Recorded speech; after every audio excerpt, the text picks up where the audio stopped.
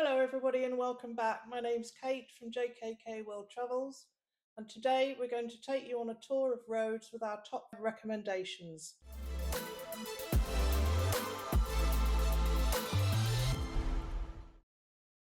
The first place we visited was the castle of Monolithos on the west coast of the island. We took a drive over there, and first of all we stopped at the viewpoint so we could get some lovely footage of it.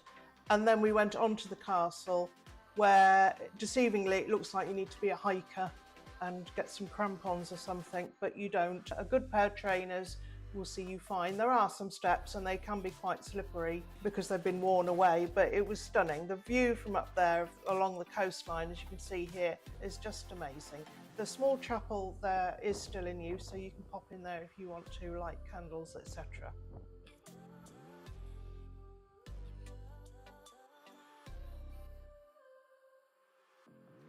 The next recommendation we have is the town of Lindos, which is on the east side of the island.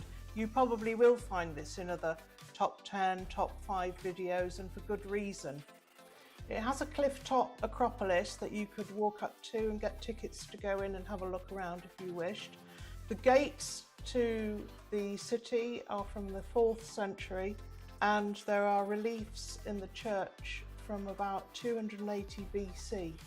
Our favourite thing to do in Lindos is just to wander the streets and the little cobblestone lanes with cute restaurants and boutiques and souvenir shops, etc. We had lunch at, I'm going to get this horribly wrong, Arjontico. Stunning, as was the Saganaki feta cheese, which is baked with honey, nuts and sesame. It was just stunning, along with the Greek salad. Of course, have to have one of those with every meal.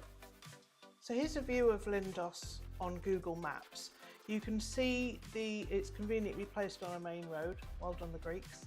And there's a bus stop too. That was forward thinking.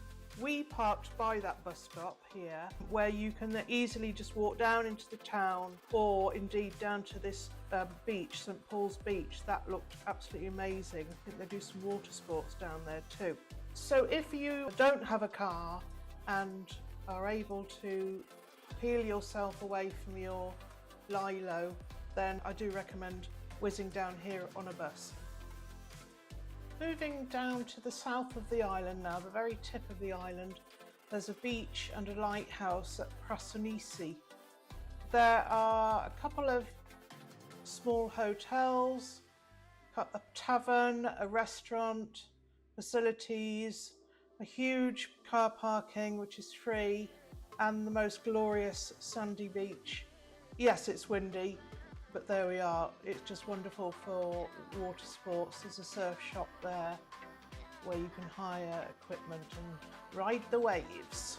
The most adventurous thing I did was take my shoes off and go and stand and have the water lapping over my feet. It's my favourite thing to do for a bit of mindfulness and to just be at peace.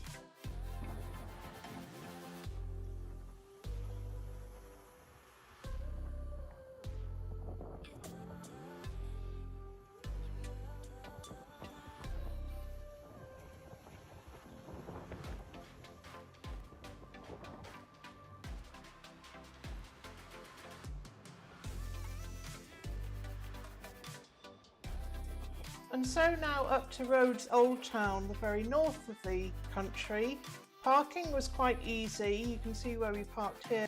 The medieval city has about 2.5 miles of walls all around it with 7 gates.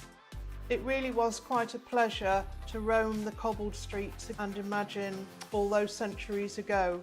Here's Gemini in front of what is the only remains of the Our Lady of the Berg Church. Lachania, I think. This beautiful whitewashed village just off the southeast coast was just a location I picked because I found a recommended restaurant on TripAdvisor, I think. It's called Taverna Platanos, Lachania. Again, I'm probably getting that wrong, so apologies. Anyway, what a stunning village and equally stunning food. fresh meats, fresh fish, obviously Greek salad. We sat outside. It wasn't too hot for us to sit outside. It was just magical, really. Yeah, it really was. So check them out, platanostaverna.com. So before we end the video with our transportation recommendations, and of course having a look at the lovely villa we stayed in, might I ask you to subscribe to the channel if you think you get value from it, and give the video a thumbs up too, be most appreciated, thanks. So flying anywhere, I tend to use Google Flight, and I'll give an example here where we are looking for 2 adults. I'll change that there from my local airport to Rhodes International, and then don't put any dates and just hit search, and then all the days come up in the next month or 2 and the lowest prices of flights that you'll get on that day. So I think I popped one in here, 4th of September for a week, and then did the search to see what kind of prices we can come up with, and Jet2, £344 for 2 people. I thought that was quite good. We went with TUI and it was £700, so I'm thinking back it must have been a bit more expensive than coming out of COVID. I can't recommend enough hiring a car. Our 6 nights cost us about £90, so not too bad. Another tip I've picked up just from watching YouTube travel channels, you can buy your own holiday excess car insurance. I'll put a link down below to Which, who have a great piece on recommending the whys and wherefores of that. Driving in Greece is really not that bad.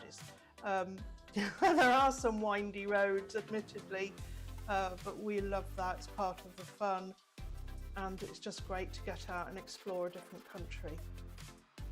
If you're having to pay for your own transfers from the airport to a hotel, do look at the cost, because you might find it's comparable. It might cost you a tank of petrol, but it's way cheaper than at home anyway. So it just gives you more options while you're on holiday and you won't feel trapped.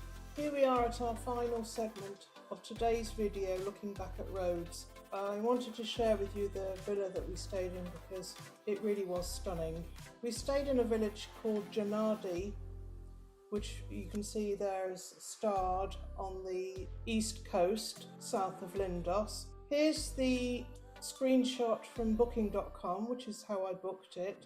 It's a 2-bedroom, we sleep 6, not far from the airport, didn't take us long. Main roads all the way down, so nice and easy. And here's Jim checking out the pool, which is so much smaller than you think it's going to be, but it was fine. A nice shaded front balcony where I did some reading. Garden was pleasant. And there was a great outside barbecue area with a grill. That was quite remarkable.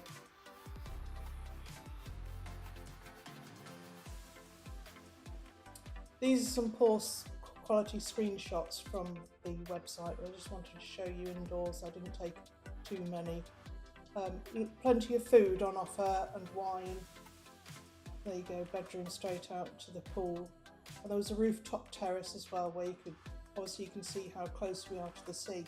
So for us it was £758. Today's price is £778, so that's really not bad at all. So all in all, we thoroughly enjoyed our time on the island of Rhodes. Too bad we got COVID on the way home. Such a friendly place, the locals were fantastic, the food excellent, and the scenery, well, you can see it was just amazing. So thank you very much for tuning in. People tune in now?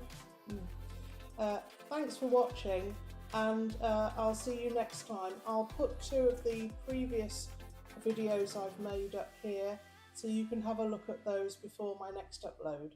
Thank you, bye.